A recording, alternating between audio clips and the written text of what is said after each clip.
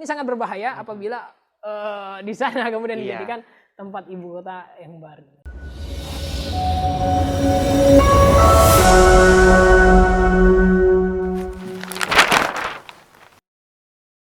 Dari ekologi dan geologis ini lemah, ada sekitar 6 hal yang saya ingin bahas. Yang pertama adalah di lokasi penajam pasir utara itu, Kutai Kartanegara, Kalimantan Timur, itu pertama rawan terhadap gempa. Nah, jadi rawan terhadap gempa. BMKG, gitu, Badan Klimatologi dan Geofisika itu menjelaskan di sana itu ada pusat-pusat gempa yang sekitarnya itu ada 5 gitu, 5 pusat gempa. Yang namanya yang pertama adalah Cesar Peter Porse, Cesar Peter Norse itu yang pertama. Kemudian yang kedua itu Cesar Tarakan gitu. Yang ketiga Cesar Mangkaliat. Yang ketiga ada Cesar, ada 5, saya agak lupa. Nah, dari 5 ini menunjukkan bahwasanya di Kalimantan ini rawan terhadap gempa. Nah, gitu. Jadi tidak aman untuk perpindahan ikan ini. Tidak aman dari BMKG ini. Kemudian studi yang dilakukan dari Inggris ini membuat simulasi, gitu. Simulasi terkait dengan pemindahan ibu kota. Jikalau andai saja ibu kota itu dipindahkan di sana, kemudian terjadi gempa di Selat Makassar dan menimbulkan efek tsunami, maka sekitaran ibu kota, penunjang ibu kota itu akan terendam banjir. Gitu. Dan ini pasti akan sangat merugikan ibu kota. Gitu. Apalagi dan pastinya masyarakat Indonesia. Iya betul, jantung melintas. Kemudian yang kedua tadi masih gempa. Yang kedua adalah banjir. Gitu. Jadi kemudian kita masih ingat betul 2020 bulan Juni itu penajam pasir utara itu daerah Kalimantan Timur ini dilanda banjir. Kemudian baru-baru lagi juga 2021 akhir tahun kemarin Desember akhir tahun itu juga dilanda banjir yang sangat parah. Dan ini diakibatkan batuan di sana itu kedap terhadap air dan kemudian pohon-pohon tanaman di sana itu sudah mulai berkurang sehingga struktur humus tanah itu maksudnya di sana struktur tanahnya tidak bisa membentuk untuk menyerap air gitu. Karena pohon-pohon di sana sudah mulai habis akibat eksploitasi kan. Kemudian yang ketiga adalah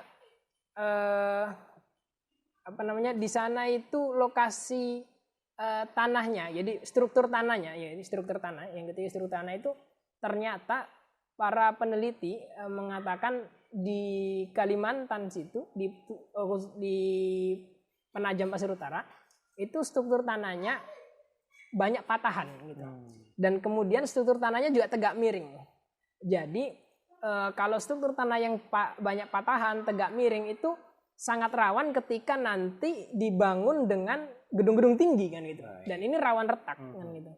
Nah, meskipun ada tekniknya untuk membangun supaya tidak retak, tapi itu memakan biaya yang makin banyak besar, gitu. Karena ada teknik-teknik yang kemudian itu juga akan memakan dana yang besar. Dan juga tanah yang tegak miring, kemudian ada lempung di sana itu yang kemudian membuat jaringan jalan itu mudah longsor. Ini para peneliti menyampaikan itu. Jadi secara ekologi seperti itu, geologis seperti itu.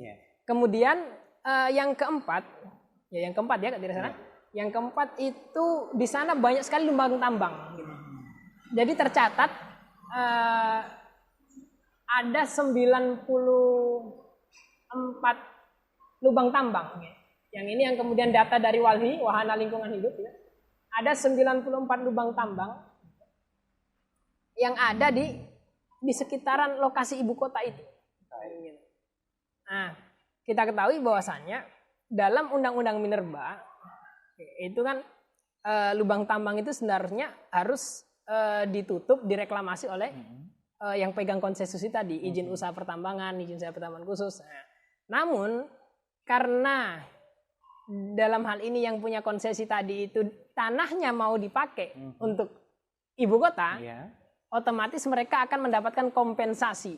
Ya, diduga kuat kompensasinya mereka akan dihapuskan dosa-dosa mereka untuk menutup lubang-lubang tambang gitu. Bahkan kalau kita mau lihat lubang tambangnya itu sangat besar seperti danau yang besar gitu. Dan riwayat itu bahkan ada pernah korban ya itu jatuh ke lubang tambang gitu. Jadi itu sangat berbahaya gitu lubang-lubang itu. Dan itu kalau kemudian pemerintah mau memindahkan di sana mengotot, dia harus mengeluarkan dana yang besar untuk menimbun lubang. Lebih dari 90 lubang tambang itu tadi. Iya, 90. Baik. Oke, terus yang keempat? Kemudian yang keempat atau kelima? Kelima. Ya. Yang kelima itu di sana rawan atau krisis air bersih. Gitu. Di sana dikatakan itu kalau musim kemarau itu sungai-sungai itu pada kering. Gitu. Khususnya ada nama sungai Semoy di sana itu. Makanya para peneliti kemudian menganalisa gitu. Andai saja kemudian ibu kota ini pindah ke mana? Ke tadi itu Penajam Pasir Utara gitu Kalimantan. Mereka akan kesulitan air bersih.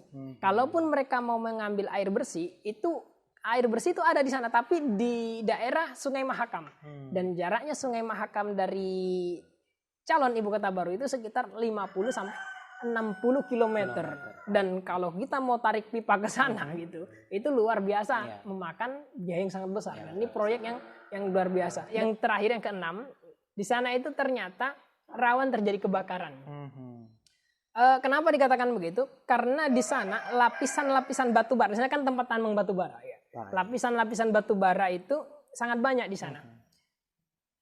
Dan karbon yang terkandung dalam batu bara itu jika bertemu dengan oksigen, kemudian bertemu dengan panas, apakah mereka bereaksi jadi satu itu bisa menimbulkan kebakaran.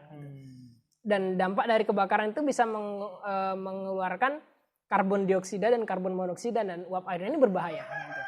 Racun kan seperti itu. Dan ini sejarah pernah mencatat tahun 1997 pernah terjadi kebakaran yang luar biasa di sana, yang hebat. Dan itu tercatat sebagai kebakaran yang cukup parah. Akibat apa? Akibat itu tadi. Kemarau panjang, kemudian di sana itu ada karbon kan, ada lapisan-lapisan batu bara yang kemudian memicu kebakaran. Ini sangat berbahaya apabila di sana kemudian dijadikan tempat ibu kota.